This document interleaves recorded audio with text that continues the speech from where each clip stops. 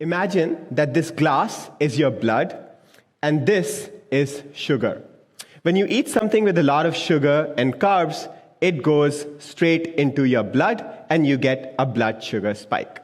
Now, when you have something with fiber first, for example, here I have chia seeds soaked in water. Now, when you have the same sugar, same food, it takes much longer for the glucose to reach your blood. In both cases, you're having the same amount of food, but how your body responds to it is completely different. In one case, you get a glucose spike, whereas the other one, you crush the spike. Hi, I'm Pranav Mohan, and I'm a certified personal trainer and a nutrition coach. And I didn't get obsessed with blood sugar because of my fitness. I got obsessed because of my mom. Meet Mummy. She used to walk every day, do her exercises. She was doing everything she was supposed to do. And yet, 13 years ago, she developed diabetes, then came tingling, vision problems, and medications she didn't really want to take. And she couldn't lose weight as well. She wasn't lazy, she wasn't careless, she was doing what millions of people are doing. In the US, about 40% of adults have prediabetes, and 32% of teenagers do as well. And most people don't even know about it because blood sugar problems start silently. So why do we care about blood sugar? Let's understand through this experiment here. Let's say you eat something with a lot of sugar and carbs. It first goes straight into your blood. Then your body releases a hormone called insulin, which is like this knob.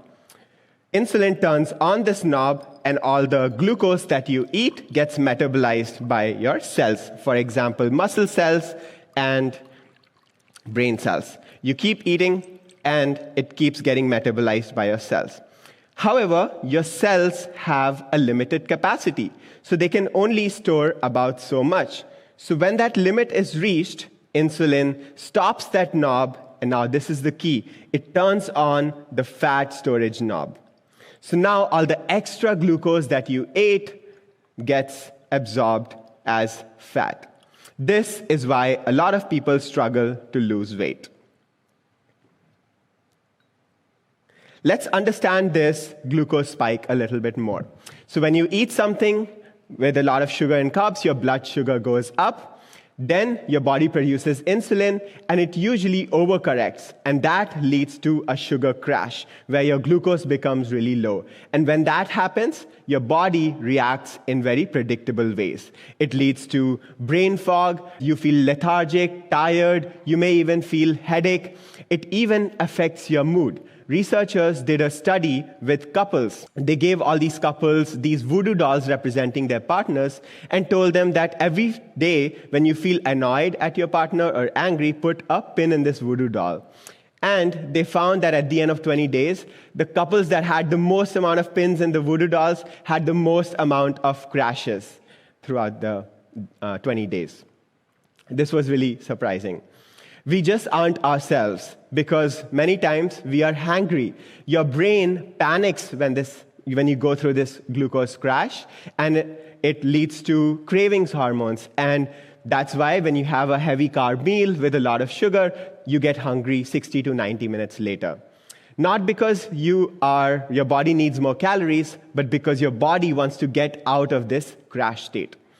Now, over time, what happens is that this knob, insulin, becomes defected. So now your body is not able to produce insulin that effectively. It takes much longer for you to lose fat, so that's why you gain fat, leads to inflammation, and many other chronic conditions such as prediabetes and diabetes.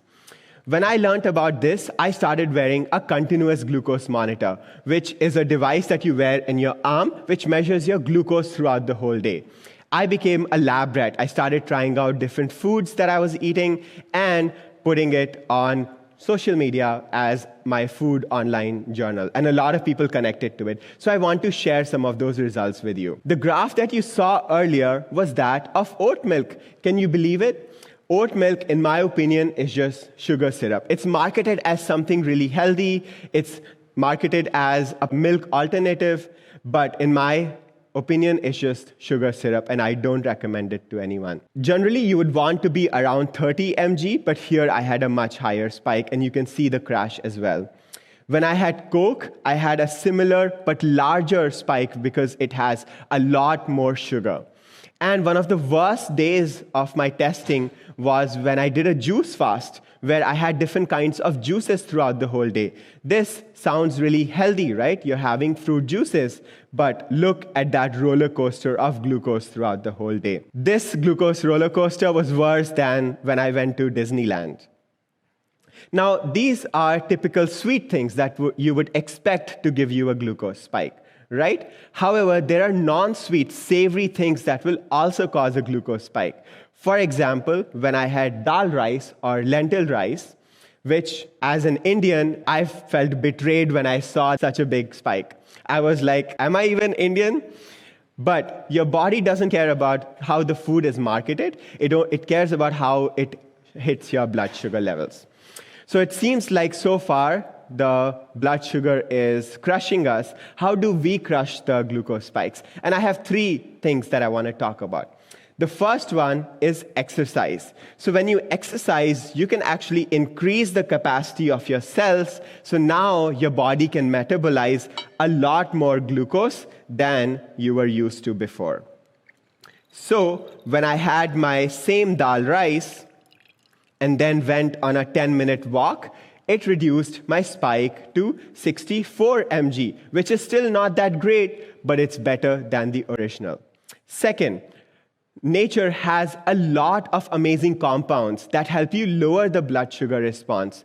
One of them is cinnamon, and the other one is vinegar. So when I had 2 tablespoons of apple cider vinegar mixed with water, and then I had the same dal rice, it reduced my spike to 59 mg. Still not that amazing, but it's not bad either. And finally, and this is the most important one, when you have something with fiber first, for example, a salad or chia seeds soaked in water, now it takes much longer for the glucose to reach your blood because the fiber goes and forms a mesh in your small intestines, and that delays the absorption of glucose in your blood. And when I did that, when I had a salad and then had my dal rice, it reduced my spike to just 39 mg. This is almost half. And obviously, you can combine these as well, what I call as the VFEM technique, vinegar, fiber, eat, and then move. And when I did that, it reduced my spike to just 35 mg. And that is amazing. And these are the exact same strategies I used on my mummy to not just help her reverse her diabetes, but also help her lose 30 pounds in just 5 months. Over the next year, she even built a couple of pounds of muscles. And now at the age of 69, we just learned a couple of weeks back that she even improved her bone density. At the age of 69, this lady is remarkable. She was struggling with being in this dark state. She was fighting a problem that she didn't know how to win. But these hacks, vinegar, fiber, and movement, were her shields.